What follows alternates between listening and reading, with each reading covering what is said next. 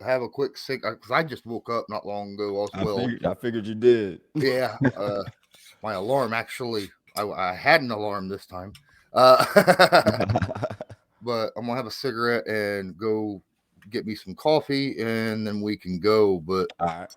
oh my goodness, so there's all this stuff that's going on around the NFL, but not necessarily. I mean, the Colts got some depth at safety and Yeah. special teams at least. Yep. Yep. A little slow week. It'll pick up though in a second, especially with everybody reporting back. You'll see some more signings and all that stuff happen pretty soon.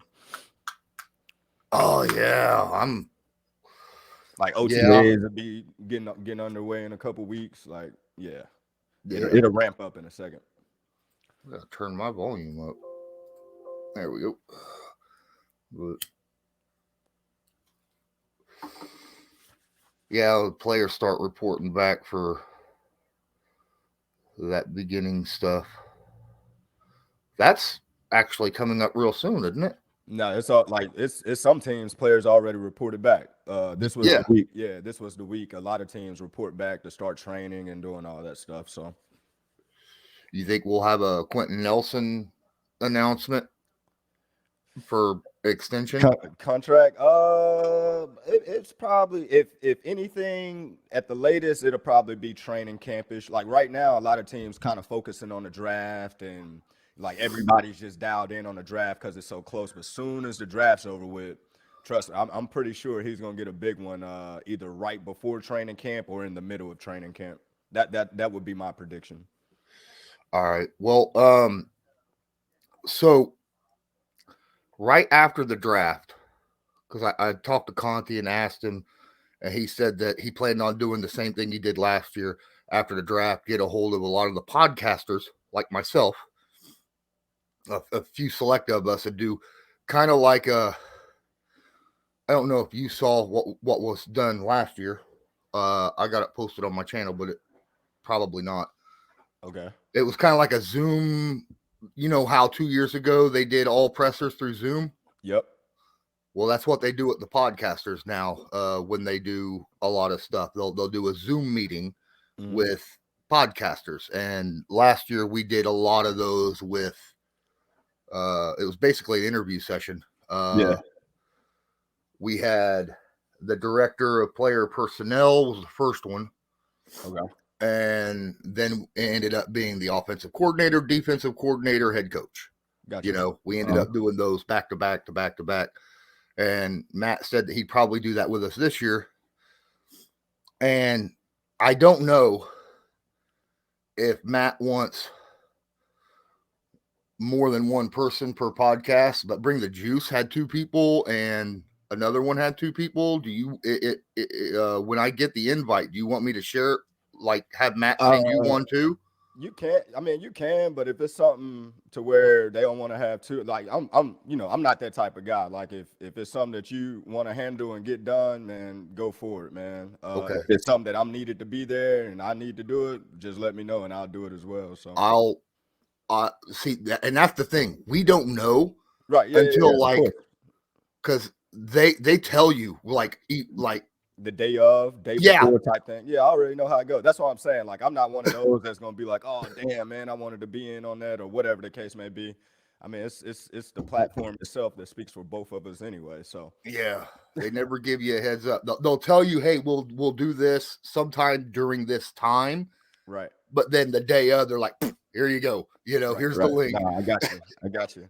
And I'm working But on a couple more like players. Like I talked to Kenny Moore. He said during the season for sure he'll jump on the pod. I'm gonna try to focus on getting some like older players. Like I'm good like Joseph Adai. I know he'll want to talk. You know what I'm saying? Getting some older players to kind of I guess some of the Colt fans probably and forgot about like during their glory days or whatnot. So I'm gonna try to work on getting a lineup of some of the older players that can kind of carry us through the summer and all that type of stuff until we get to the season to kind of, I guess, ramp the fan base up a little bit. that would be nice. Yeah, because during the off season, you can't have players because Right. they're not in the building, and the Colts don't want you doing that. You Right. know, Right. And then a which lot of players don't even like doing it in the offseason. That's why when I was talking to Kenny Moore, he said he'll love to do it once the season starts back. He was like, right now he's kind of just out of that mode right now. So yeah, okay. And then, but yeah, some of the ex players that ain't playing no more, ramping up before the season would be really cool, because that would, like when we talked to AB, that had a good amount. I had a little over 5,000 views on it, you know, and yeah, that's good. Yeah, that wasn't bad at all. So, but let me go refresh my coffee. I'll be right back. All good. Yep. Won't take me but a minute and a half.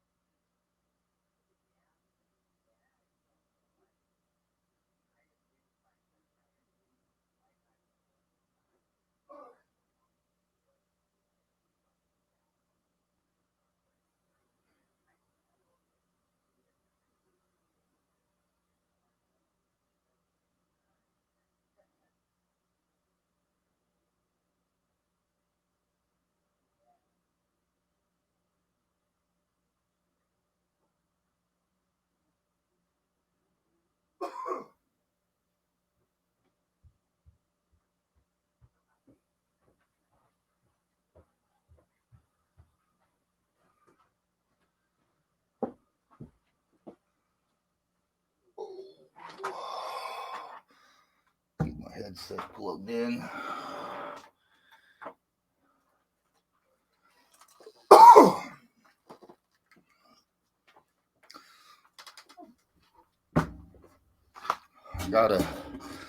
So I think I didn't check. That's week of 4-4. I don't see anything prior. So let me get the Masters. Isn't the Masters over with? Yeah, it was last week. Yep. Last weekend. Damn.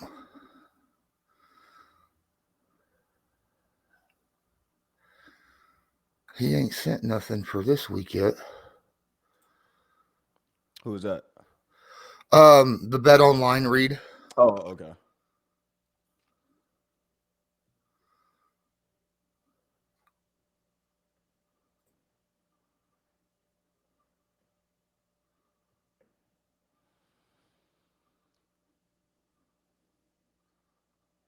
Let me check something.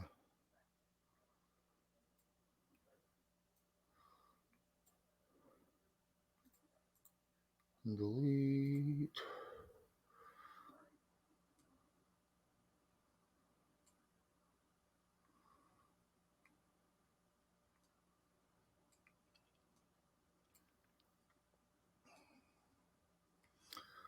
So what I can do is I can just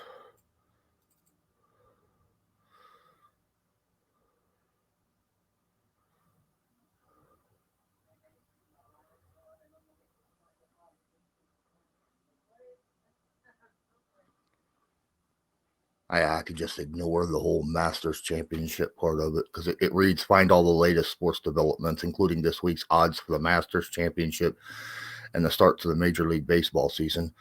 And I could just cut the Masters Championship and just say, find all the latest sports developments, including the start of the Major League Baseball season odds, you know, and stuff like that. So, okay. Let's make sure. Yep, that'll work. Oh, come on. Get that in there. Kill that. And then the Deebo Samuel thing, which is he unfollowed San Francisco, right? See, that's all contract talks. That's all they offered. They offered him something that was disrespectful. But that's how normally the first offer goes. It's a disrespectful offer. So this is his first go round at it. I probably would have unfollowed the 49ers too. He'll follow him back pretty soon. Kyler Murray did the same thing earlier. Well, I mean, it's his third year going into his fourth. I get that. I understand he wants to get paid. He needs to get paid. But at the same time,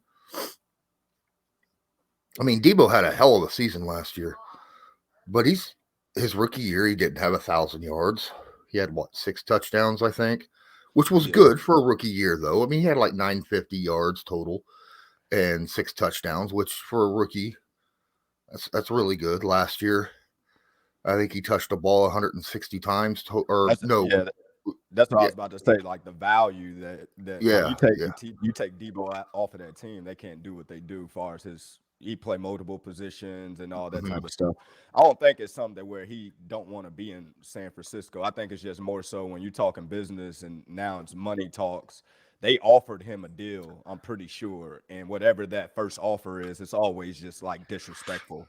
So normally young players, when they first go through getting an extension, that first offer upsets them just because they're still learning the business and they don't understand how it goes. They just think when you get an offer, it's supposed to be what you envision getting initially. They don't understand the negotiation part of it. So I'm pretty sure that's what it was, because he don't have anything else to be mad at. He had a hell of a year. The team did well. There's nothing to be mad at. Yeah, and I get it. That is how I'll save some of that for the show, because I think that'll be a good conversation thing, because we got some guys that are coming up, and yeah. So, all right, let me.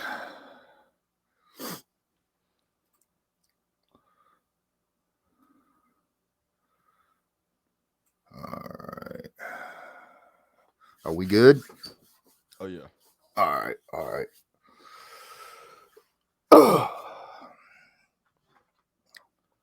3, 2, 1. Welcome back to Bleav in Colts. I'm Lawrence Owen. With me, as usual, is my guy, Jerraud Powers. Jerraud, how have you been this past week, man? Been good, man. With the weather changing, I had a little, allergy mishap over the weekend, where lips was burning, eyes was red, the whole nine, sneezing and all that. But other than that, life is good, man. I can't complain. How about yourself? Yeah, I've had some issues here and there. Not so bad that I can't handle it. Again, what helps is when you get news, that is positive, and it depends upon how you look at the Indianapolis Colts couple signings that they had, whether how you look at that or not. But we'll get into that in just a moment. But I just want to let everyone know that BetOnline is your number one source for all your betting needs and sports info and odds. Find the latest sports developments, including the start of the Major League Baseball season, along with, everything, your odds on just about anything when it comes to sports. BetOnline is your continued source for all your sporting wagering needs, including live betting and your favorite casino games and poker games. It's easy to use to get started today. So just, simply join. Learn why everyone is saying BetOnline is the fastest and easiest way to wager on popular sports and games. BetOnline, where the game starts. So the big wave of free agency is over. We had some trades. Most of your big names are gone. There's a few still out there on free agency. Now, there's been some news, but not with the Indianapolis Colts, right? Like the Tyreek Hill trade. We was talking earlier, the Deebo Samuel situation. But the Colts did sign 2 guys in the past week, both safeties. One I believe is going to be in the rotational for the starters. That's my thought. The other one, special teamer. I look at this as an eye opening on both these signings, on the whole George Odom gone. I see both of these as you just had to go get two guys to fill what George Odom does with one roster spot. Okay. Yeah. See, I think I look at it a little different, just a little Okay. bit. With the signing of, oh man, I forget his Armani. With the signing of Mm-hmm. Armani, for sure, special teams guy, core special teams guy. That's what he do. That's what he's kind of known for so far in his career path journey. But it, like you said, adds depth to that room, because you want depth, you want guys that's able to play the safety position as well. But with Rodney, I think his situation a little different. Yeah, he can play special teams, but we really brought him in to secure that safety. I guess that safety play. Yeah, we got two starters, but we're bringing in a guy with over 100 starts. We're bringing in a guy that's been on some top defenses when he was with the Rams, and then going, to Philly to sign that major deal that he got with Philly, that 5-year deal or whatnot. Won a Super Bowl. We got an accomplished safety that's already been proven. He's not trying to make a team through special teams. He's literally in there to play. So I'm pretty sure that he'll probably be the one that's up for that starting role or competing for that starting role. And if he don't, obviously everybody knows with the on defense, there's so many different positions to where DBs get to play that he's going to have a vital role on that defense. You don't bring a guy in like that with over 100 starts and all these accolades to just play, a big time role on special teams, even though he's giving you depth. I think he's brought in to kind of challenge that starting role a little bit. Yeah, I do believe that, I don't think he's going to be a starter. I think you're right, though. I think he's going to come in there and bring that challenge during, training camp and all Mm-hmm. that and preseason. But as you said, the Colts do have two starters at safety, but both of them have not yet to prove that they can be on the field, consistently, due to injuries and things of Right. that nature, and McLeod doesn't have that major drop off, at the safety position. Plus, obviously, you don't want your guys out there 100% of the defensive snaps, even if they do play all year, right? You got to have a guy who can come in and breathe other guys and then not have that drop off. So I'm cool with the McLeod signing. I'm looking because I thought Odom did something very similar as well. I thought he played safety pretty decent when he was, when he came in to fill in for injuries or just to give a guy a breather or something of that nature. But then again, he also did the special team stuff as well. Right. And that to me, the value of Odom was above and beyond just a special teams player, Yeah, and I agree. Odom, hell of a special teams player, and like you said, a good piece to that room to fill in and keep the ball going or keep the machine going when he does get in to play safety. Um, the I guess the difference that I'm saying with the Rodney McLeod and the Odom situation is Rodney is not necessarily known as the bell cow special teamer. That's not what he's been doing his whole career. So that's what I mean by what he's going to bring to the room is going to be more so of shoring up those starting roles, whether he is a starter or whether he's playing another role within that system. I don't think that he's going to be that main special teams guy like Odom did. I think the other signing is you're gonna see him as that bell cow that's on every special teams, making plays, being that guy because that's what he does. I just don't see Rodney being Odom for the Colts, if that makes sense. I just where he's at career wise. A lot of times, guys of his stature, of his accolade, and all that type of thing, like, you're either a special teams guy coming up that earn a starting role, or you're a starter, in the league when you come in and you play all these vital roles, and you don't kind of take your Mm-hmm. career down to say that I'm going to stay in the league by playing special teams, if that makes sense. And I think the other signing is what kind of shored up that Odom role. Is we got a guy that we're gonna bring in that's gonna be our main bell cow special teams. Hopefully, it works out that way, and he can add depth to our safety room. I think Rodney is more so of the leadership standpoint. We got a veteran guy in the room now. On top of what we already got, and he can help mold these two young guys that we have at the starting roles, and whatever they can't do, we're for sure Rodney can replace that. So I know that they're two different players. Mm-hmm. I get that. The two complete different people. I'm not talking about these two guys. I want to talk about McLeod this year and Sean or what was his name? Sean. Oh, the other safety that we got last year from the Steelers.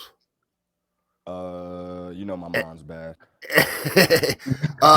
Hold on. Give me a moment.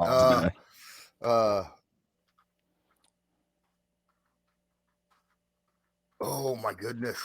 My brain just Sean Davis. Yes. Okay. The Colts had Sean Davis last year, but he didn't last, right? He got into the season, ended up gone by week 4. But he was brought in very similar situation, a guy who's had a lot of starting spots and things of that nature. What's the difference between a guy like Sean Davis, who had a lot of experience, and then McLeod, who also has the experience?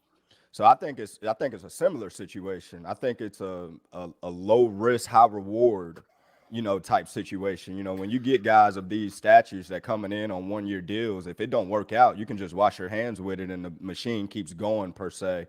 And that's what I think the situation with Rodney is. I don't think that he's one that's just gonna come to the Colts and they're letting him know, like, hey, this is what we envision as your role for this season. Like, yeah, we know you can compete for this, but we want you to, be the 5 on kickoff and be this on punt return and all that. I just don't see that conversation happening with this type of player, especially when you're talking about a guy that, every year he's been in the league so far, he's had a big role within the defense, whether it's a starter or a main reserve role or whatever the case may be. So if it don't work out with Rodney, I can easily see the Colts down the road possibly just washing their hands with and just keeping the ball going. But if it does work out, that's the high reward type. We sign a guy.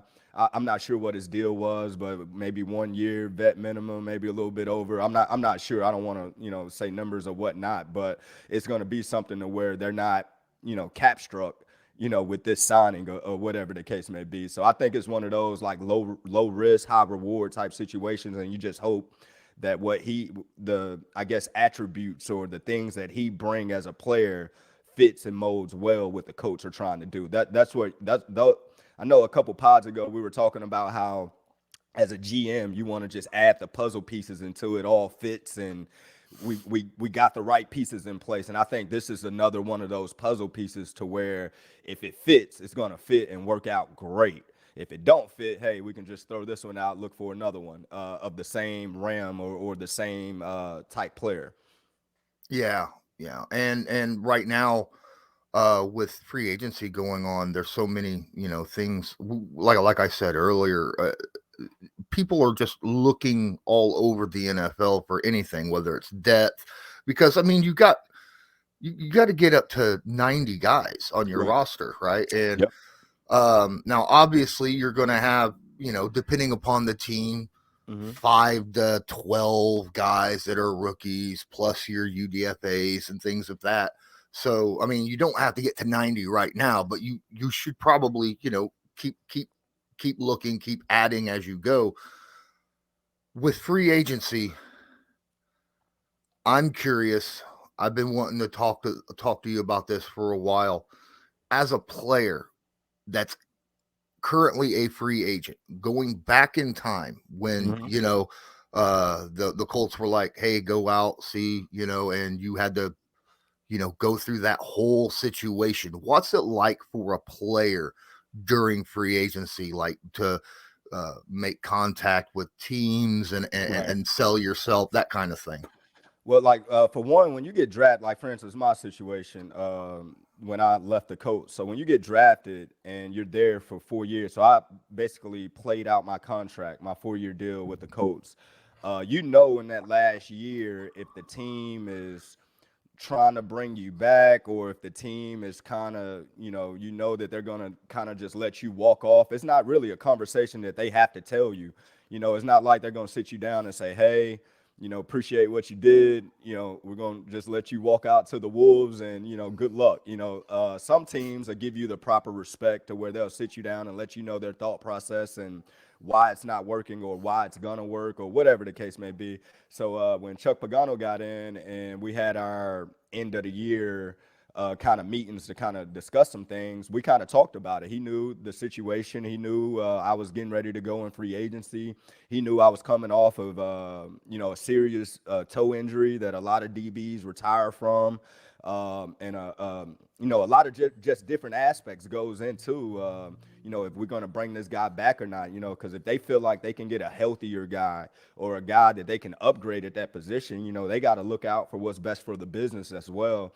So it's just one of those situations. As a player, you got to take the personal stuff out of it and just think business. So when I was getting ready to go into free agency, my agent, once the days start going, we kind of had some info on what teams is interested, what the value was, and everything. And then boom, soon as free agency hits, I'm talking that 4 p.m. clock hits, boom, your phone is just ringing off the like my phone locked up like within 2 minutes when 4 p.m. hit.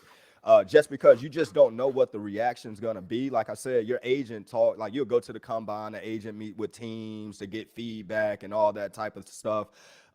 So my agent kind of had a gist of the teams, certain teams that was interested in numbers and value and all that type of things, but you don't really know until now you're in the market and they can literally call you.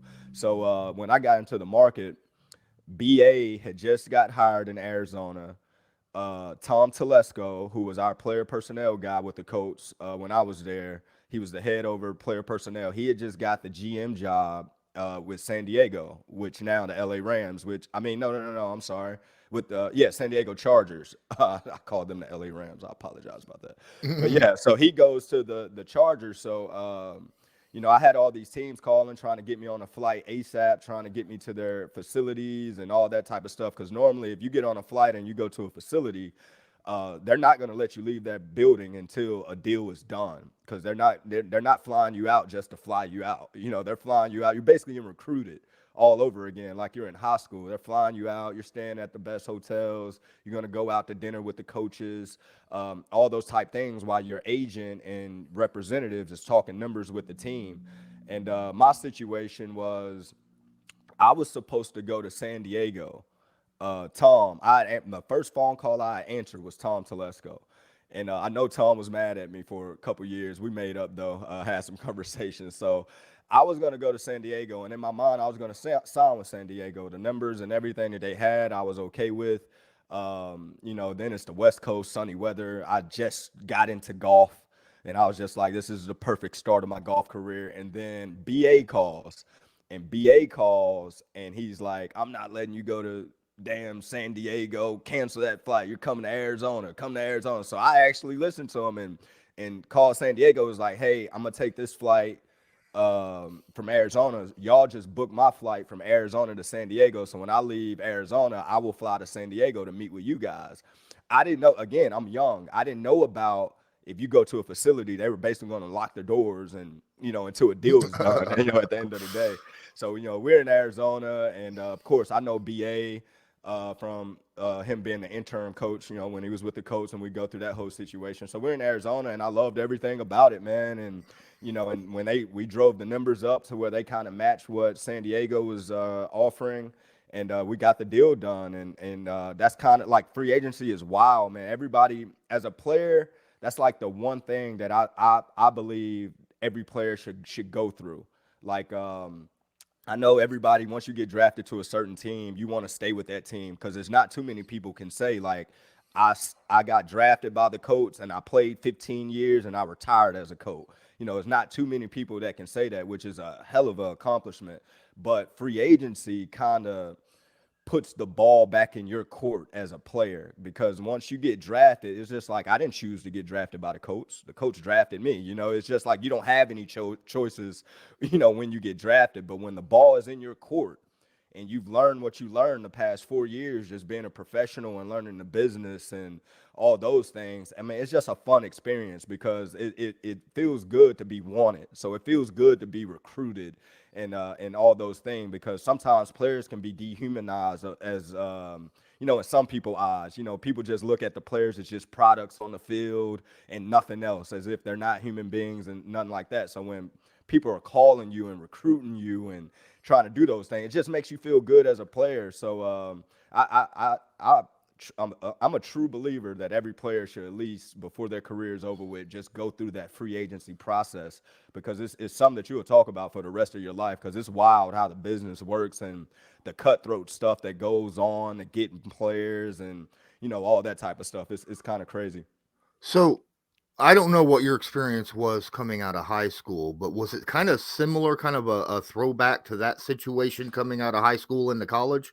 Yeah, it kind of reminded me of that a little bit. You go in high school. I know me growing up, I didn't dream of playing in the NFL. Yeah. I knew I wanted to play football, but back then coming up, it looked so far away, like Mm-hmm. so hard to achieve, that it was just like, I know I'm not good enough. Like, I'm this small 5'10" corner from small town in Alabama. I'm not the fastest, not the quickest. I'm just good at football, but you go through your high school career, and then all of a sudden, this coach sees you, and then this college sees you, and then these people are coming to your school to see you, and Nebraska is bringing their private jet to their school just so you can talk to the coach. Just all these different things start to happen as a player. It boosts your confidence up. It Mm-hmm. makes you believe in yourself even more. Like, oh man, like, if these billion-dollar institutions are flying all the way to see me play, like, I gotta have the ultimate confidence if they believe Mm-hmm. in me. So you go back to that, to being able to choose what school you want to go to. Again, ball is in your court. Being able to choose whatever school you want to go to, it kind of reminds you of that. And you lose that once you get to college, and you realize, like, the college game is a business just like the NFL Mm-hmm. business. You're only good as what you've done for me lately. You're either gonna excel on the college ranks, or just be a guy nobody notice, or be a guy don't nobody notice at all. That's basically how the college game go. And once you make your name, in college, and then all of a sudden you can get drafted. Once you go through the free agency process in the NFL, it takes you back to, like, oh man, these people really believe in me. Like, oh, I have been doing a good job these past 4 years, even though when I was with the coach, this is not me personally, just giving an example, but even though that team that drafted me, every week that coach was telling me I was doing this wrong, and I can't do this and I can't do that. But then you go to free agency and you're like, well, damn, all these other teams say that I'm a great tackler, that I'm a great cover guy. So it just makes you feel good as an athlete, as a person. Awesome. A lot of okay. So during free agency, it's pretty well known about Mm-hmm. Chris Ballard and his team building philosophy. Right. Right. He likes to build through the draft, get his own guys, but he does go and use free agency, whether in trades or pick up a couple guys here and there. But you don't hear much reporting about whether or not he's out there getting in contact with players and their agents. You hardly hear much at all. How much, if you know, how much contact from teams and GMs to players and their agents happen that's not reported at all? Oh, Is it none of like the majority? yeah, none of that stuff is report. Like, you won't find like a GM like calling agents or calling players. That's what the scout got. I mean, it's so many people within the building that's Yeah. handling all that stuff, to where, like, even though Chris probably has his list of people, like, he does his due diligence, obviously. He knows exactly who he wants, who he probably can't get, who he has a good shot at getting. Like, he's just not waking up and saying, like, hey, I wonder if such and such would love to be a coach today. He has a plan and everything to execute, but teams have people in place that kind of talk to the agents and do all that, those type of things. The GM's gonna have talks with the agents when it gets serious. But far as the day-to-day stuff, I don't see Chris really I guess, trying to stay on top of what each person is doing. Like the guys that he's of course, he's probably for sure in contact with those representatives and making sure he's keeping tabs on certain guys, certain players. But you don't want too much stuff to leak from your building anyway, because it kind of gives other people heads up on what you're thinking and what you're doing and those type things. I know we don't like the Patriots and how they do things, but you don't necessarily hear things that's coming out of the Patriots building or things that's coming out of the Titans or whatever the case may be, because everything you do inside your building, you want to kind of keep it inside. You don't kind of want to be that one team where everybody knows the moves you're doing or whatever you're making. You just want the world to know when it becomes official, if that makes sense. But I'm pretty sure Chris got a group of players that he has in mind that fits exactly what he wants, or exactly how he wants them to fit within the coach system and everything, that he's probably keeping a tab on and talking to agents and making sure he's up to date with what's going on with their status. Because if it's somebody that he loves or wants and he ends up signing somewhere else or whatnot, of course he's going to want to know that so he can replace that guy with somebody else that he's like the next tier guy or whatever the case may be. So you're not going to hear much stuff about who's talking to who when it comes to free agents and GMs and all that type of stuff. Yeah, that's what I'm saying. Like you get on social media and stuff, and you hear Colts, see a lot of Colts fans sitting there saying, "Well, Ballard ain't even talk. Ballard and his team, ain't even talking to nobody. He's just trying to build up his cap space like it's his personal bank account, or something like that." And I don't see that. I see that as the Colts organization are keeping a tight lid on things. I'm sure the organization is contacting players and stuff. Yeah. Lots of players probably, and their agents and stuff and keeping tab, maybe even making offers or hey, can you come in for a workout or something like that? There's probably workouts that don't even get reported, Yeah, and there's people working out every Tuesday. Every Monday or Tuesday, there's a group of free agents. Even during the season, every Monday and Tuesday, there's a group of free agents for every team that's working out, trying out, because they have to keep an eye on everything. Like they gotta make sure they can find a diamond in the rough or whatever the case may be. It's just them trying to stay sharp to find something that can be upgraded within their team. But what I think a lot of GMs today is just in a different space. It's a different football game right now when it comes to the business side of things. Like the past 3-4 years, the teams that's been winning the Super Bowls has been teams that's going out and spending money free agency wise, getting guys that are proven and guys that they know what they're doing.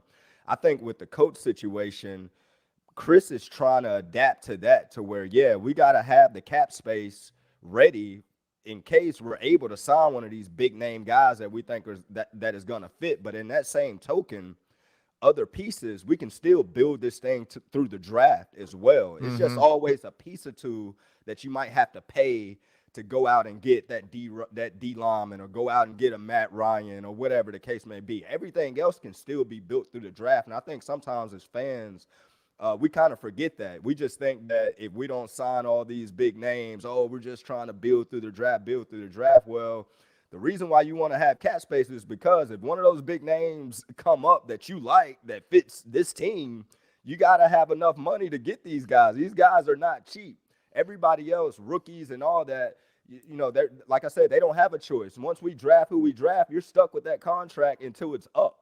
So that's how you're able to do that. And I think he's just trying to work his way to make sure, again, if he didn't have the team numbers and cap space and all this stuff right, when Matt Ryan became available, we wouldn't have been able to get Matt, So I think it's just one of those things that he's trying to maneuver in this new era to where teams are going out and getting guys that fit and that they know that can play right now. And he's got to have his money situation and everything right. Because like I said, you look at James Bradbury, corner, he's not going to just sign for vet minimum. You look at Tyrann Mathieu, he's not a vet minimum guy. You look at Stephon Gilmore, that's not a vet minimum guy. And these all guys that still free agents, so you just never know what free agent out there that, you got a tab on to where if we sign this guy, we're going to have to pay him a little bit of money. He's just not going to come in to pay for, some chump change. That's like, I mean, seriously, that's funny. It's like bringing in, like Well, say you have if you're Chris Ballard, you got like $2.5 million left on your cap space, and you bring in Matt Ryan and you work him out and everything's great. And he's like, all right, how about this contract? Do you like this contract? Oh, I love this contract. Great. I need to free up 12 million. Won't you sit here for a couple hours or a couple days? Cause I got to go call a couple guys real quick so we can renegotiate and get, adjust their contracts. Cause they got to come back. They got to come up here and sign, right? To make sure. Exactly. And that's what I'm saying. So just like you say that example right there, that situation. So, hey, Matt Ryan, sit still for a second. I'm gonna call you back in a couple of days. Let me adjust some things. So now you're going to your guys that do the dirty work, the guys that mean the most to the team, the guys that's not making as much money. Now you might have to cut this guy or that guy that meant everything to your team just to sign this other guy. So that's why I'll be telling fans, like, man, you just got to be patient. These guys know what they're doing. It's a reason why he's the GM. He knows what he's doing. Exactly, man. And on top of that, you gotta, it's not just the business side of things. I mean, it is business, but at the same time, like as your upper management of personnel, yes, you don't have to be liked, but you got to have some kind of respect of the players. Otherwise, there's no point, Sure. So you got to run things a certain way and be upfront. I think being upfront is very, very important with players because let's face it, if you treat players that's on your team badly, it ain't going to take long for that to get out. Because I mean, you as a player, you got friends, that are on other teams. And then it's going to get spread. It's going to be that whole telephone call situation, and the whole NFL will know this GM sucks. Don't come to this team. I mean, look at Jacksonville. Look at Jacksonville and Urban Meyer, that whole situation. I mean, people knew from the start when Urban was hired that it was about to be a mess over there. And then within weeks, this report comes out, that report comes out, and then players are speaking out. And all those type things. And you don't want that in your organization because, like you said, it just gives you a bad look to where if you're a free agent, it's like, why in the hell would I go there and be miserable just like such and such just said he was miserable or whatever the case may be. So you want to run your organization to a point to where players understand it's a business. That's like I said, players got to get out of the personal stuff when it comes to NFL and business. Like, once you make the 53-man roster, you can take everything personal for those 17-week season. But soon as that season is over with, you got to get back in a business mind. Like, you're your own corporation at the end of the day. You're your own business. So players in business with anything, whether it's sports, whether it's real world business, whatever the case may be, you just want honesty, whether it's good or bad. You would rather just have somebody being straight up honest with you because it lets you know how you can deal with it. Like, you would rather somebody to tell you the truth so you can hit that problem head on rather than you sitting in a GM office and they're talking about how much they love you and how much they want you back and they're going to re-sign you and make sure your agent phone is ready, man. We're going to get a deal done. And then 2 weeks later, you don't hear nothing from them and they go sign somebody else to take your spot. And that's the part that where I think in the NFL business, it can get so cutthroat because guys are lied to all the freaking time. People are lied to. And then when the truth comes out and a player responds, however he responds, that's why I always look at it like, man, you shouldn't have believed him in the first place. Like, of course, he's going to try to find somebody else if he thinks that he's better than you. I mean, it's a business at the end of the day. And I had to learn that as a player. I used to take stuff personal to the point to where it was like every team I was on, I felt like, it was the same love that I loved them. They loved me back. That's just how you grow up playing sports, team ball, and all those things. So it took me a little while to understand, like, man, like, you just better go out there and do your job the best that you can possibly do it. If you win, great. If you lose, that sucks. But if you lose and you did your job great, that means nobody's blaming you for that, at the end of the day, because that's kind of how you got to look at it as a player. Like, you can go 16-0, 17-0, 18, whatever, however many games we're playing now in the NFL. Go 17-0. But if you play bad all year, they're still going to cut you. You win the Super Bowl, they're still going to let you go. So that's what I mean by players got to realize, like, you have a job to do and a responsibility to do. And that's the one thing that matters the most, because if you do your job at a high level the way that you're supposed to do, the next guy, he's able to do his job at a high level. So, and that's what I think a lot of times fans get misconstrued, because from a fan perspective, it's we love the team. Like, hey, I love Indiana. I love Indianapolis. I love the Colts. Like, I want my team to do great. They don't necessarily look at it far as from an individual standpoint. Well, you talk about, it's free agency, it's a business. Um, Sometimes with free agency, especially with the young guys, um, when you realize that, there's a possibility of losing someone and you want to keep them, Right. obviously there's that extension, right? You talk, the team talks to the player and they're like, hey, this is your final year of your contract. Let's try to get an extension so we don't have to worry about that during that free agency period. And then teams end up making offers, obviously, right? There's a few situations that's happened so far this offseason. You go look at Kyler Murray earlier this year, right? Completely took all of the Arizona Cardinals off his social media just this past week. Same thing happened with Deebo, right? Bring us through that situation a little bit on what's going on there and why players actually do that. See, I think when you play a position like quarterback, for instance, when you play that type of position, Kyler Murray, you have influence. You have a little bit of power, even if it's a little bit. You have power to kind of, I guess, write your own narrative, if that makes sense. And I think with Kyler, he saw a couple guys getting paid, from his draft class or whatever the case may be, and he just wants to be paid. And I'm pretty sure when he took those pictures down and the Cardinals saw that, and then now it's in the media, now the fans are thinking that he don't wants to be there. So you see how that narrative changed like so quick. They have to save face, because with every team in the NFL, if your fan base is not supporting your team, you don't have a team.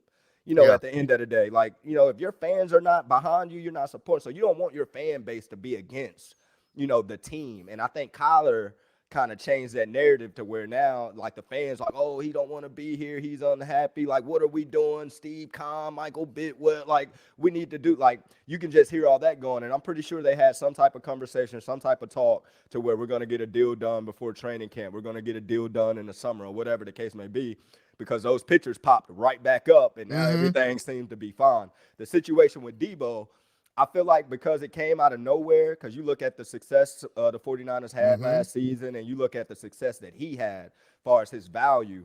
Yeah, he don't play quarterback, but he played about 3 or 4 positions on that offense to where if you take him off that field, they can't do what they do without him. And I think he understands that he kind of controls the narrative a little bit, and he wants to get paid. I think he might be going into the last year of his deal, and wants to get paid. And I'm pretty sure at some point this summer, some point training camp, he'll follow the 49ers back and everything will be great, because they're not letting Deebo Samuel walk out of that building. I think when you're a young player, sometimes you're still learning the business. And like you said, you might see other people getting paid, especially when you see other people getting paid that's not value like your value.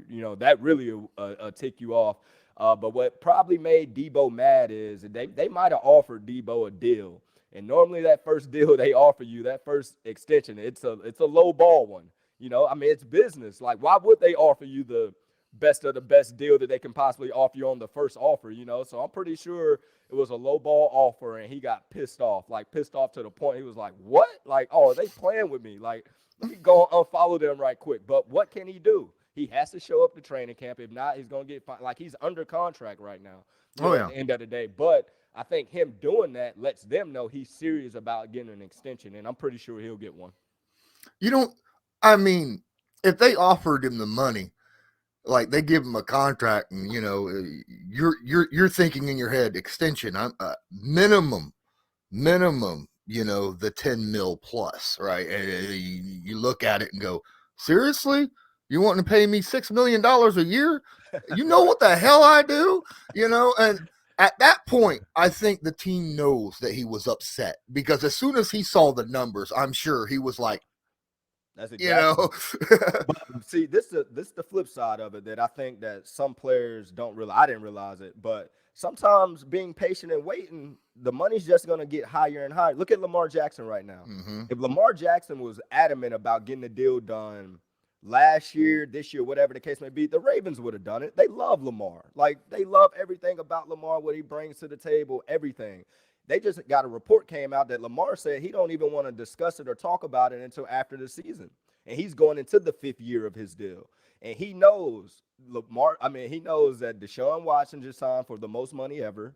He knows like all these quarterbacks is getting 35 million a year, 40 million, whatever the case may be. They're getting all this money. So when he does get a deal, who you think is going to be the highest paid quarterback in the league when he signs?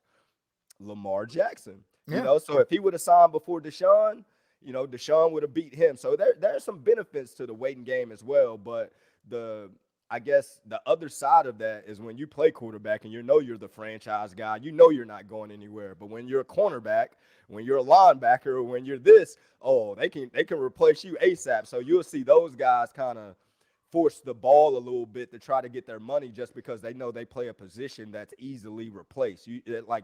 You can find other good cornerbacks, not everywhere. I mean, every team needs good cornerbacks, but it's certain positions that you play that they're like, all right, if he walks, cool, we can get another guy to do what he does. But when it comes to quarterback, can't just find a quarterback.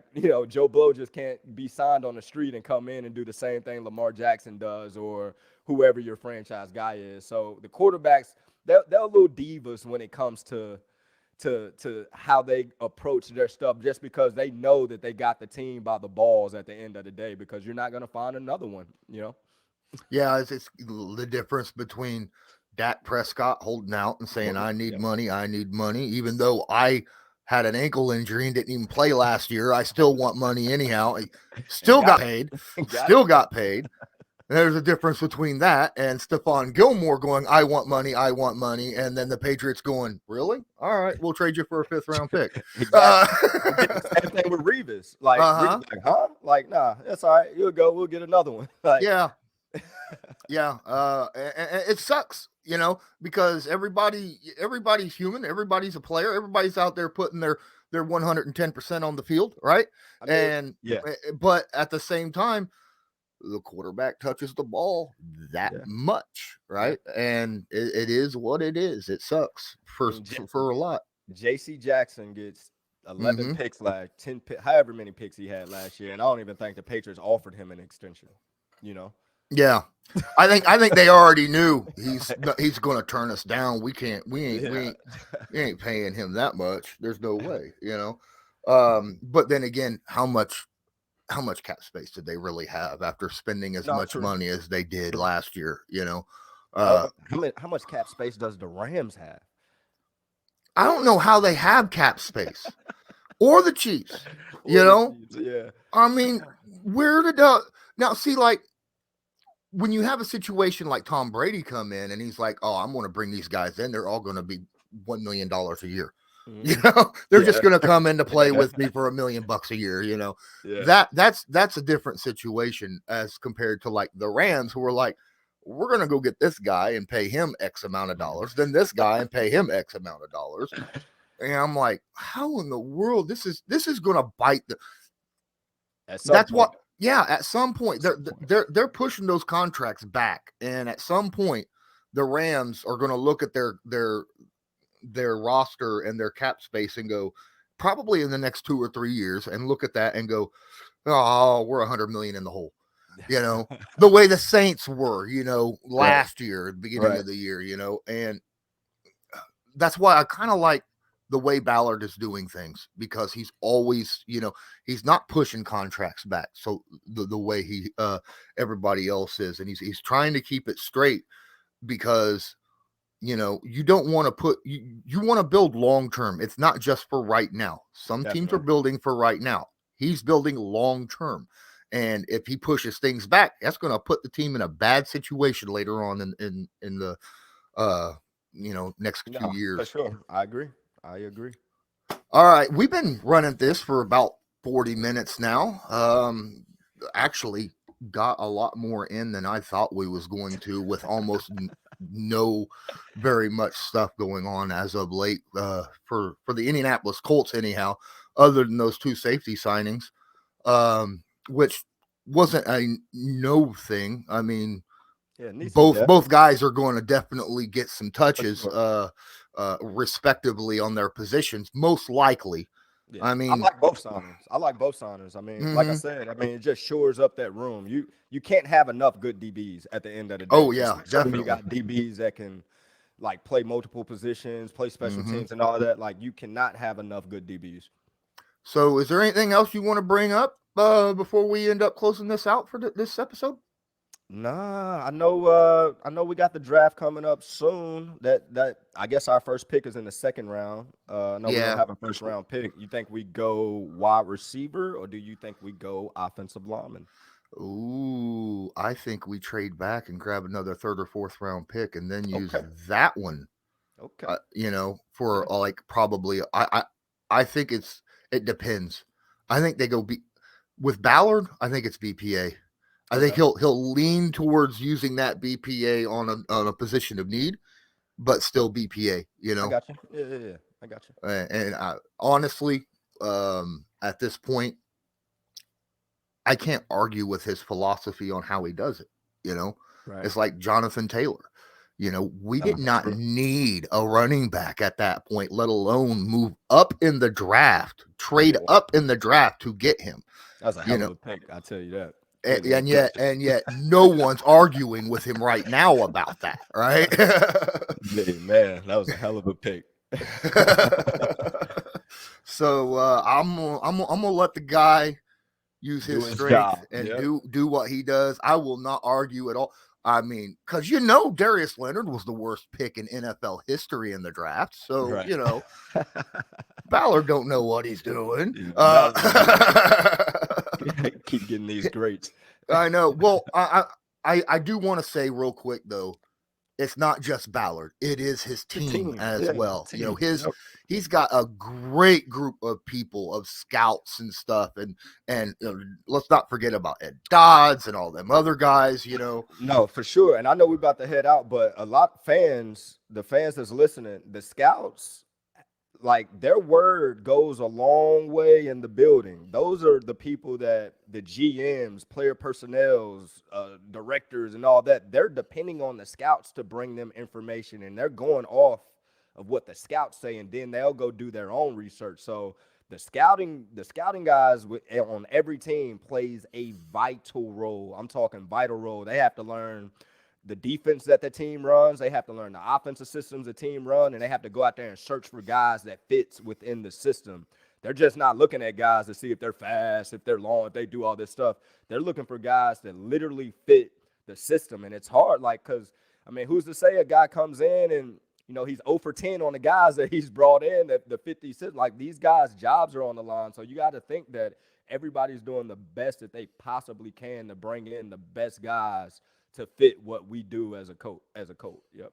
Yeah, absolutely. And plus the amount of work these guys put in. Man, You year think, round. well, they're sitting behind the desk and Uh-huh. no, these guys are probably out. I Every can't. Saturday they're at games. Like Yeah, during football season, yeah. they're at the college games on Saturdays. Yep. They driving Traveling. there, Yep. driving. Traveling. Yep. Yeah, I mean, Ursay ain't loaning his personal jet No. out to the And then freaking scouts. And then on Monday, they have to be in they have to be in the staff meeting on Monday, giving a Hmm. report on guys that they just went to go see. They giving a report on to Chris Ballard and whoever else is in that room, saying like, "Hey, yeah, we went to go see Jerraud Powers today. He did this. He can do this. I don't like this. I like that, or whatever." And then it's up to Chris to decide. Yes, I like him, or nah, we'll go with the next guy. That's how it's done. Like they're gonna bring up and give you every pro and con, and then they have to explain why is Jerraud a good fit for what we do. Like they have to tell the GM that it ain't the GM is just looking at notes or whatever. They have to sit up there and vouch for a guy. So that's why I'm saying the scouts do a hard job. The scouts has a hard job as well. What about pro scouts? Do they go to the games on Sundays, like I'm around the league or something? Or I'm I'm not sure if I ever seen pro scouts from any other team at our game, but I'm pretty sure it's somehow they're they're doing what they're doing. I'm not sure about that one though. I'm gonna have to do That's my research. yeah, that's something I've always wondered, because I mean, you you want to see the stuff what's going on, in real life in front of you, because I mean that's why combine is there, right? That's Right. why you have guys come in and do, test runs and stuff like that, because tape is tape, but you still want to see it, live in front of your face too. So Yep. that's why I think there's got to be a way pro scouts go out and see these guys in action beforehand. I mean, Mhm. obviously they got all their reports from when they were in college still, but they're Right. not this. Most likely, they're not the same person at by that Yeah. point. Yeah. I'm Even not sure how they go. I'm gonna have to do my research. I'm gonna have to call some people to see exactly what the pro scouts do. all right. So the next pod we're gonna talk about that next pod. That sounds like an idea. Maybe we could get one on here. That'd be awesome. That would be good. That would be awesome. All right. Well, I think that's going to do it for this episode of Bleav in Colts. I hope you enjoyed it. Please, if you did enjoy it, make sure you download it. If you're listening to this on the audio podcast, go check out the video version over on YouTube on the Lawrence Owen channel. And if you're watching this on YouTube, go check it out on the audio podcast over on Bleav Podcast Networks / Bleav in Colts. And until next time, I'm Lawrence Owen. That's Jerraud Powers. And as usual, go Colts. Go Colts.